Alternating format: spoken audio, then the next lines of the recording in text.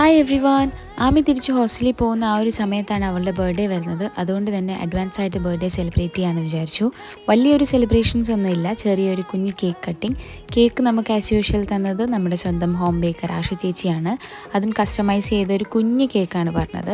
ആമി പറഞ്ഞ പോലെ തന്നെ ഡിസൈൻ ചെയ്താണ് ചേച്ചി തന്നത്. അതുമാത്രമല്ല നല്ല ടേസ്റ്റും ഉണ്ടായിരുന്നു. കുഞ്ഞ് കേക്ക് ആയതുകൊണ്ടും നല്ല ടേസ്റ്റ് ഉള്ളതുകൊണ്ടും വേഗം കേക്ക് തീരുകയും ചെയ്തു. കേക്ക് കട്ട് ചെയ്യാൻ നമ്മളും ആഷ ചേച്ചിയും മക്കളും മാത്രമേ ഉണ്ടായിരുന്നുള്ളൂ.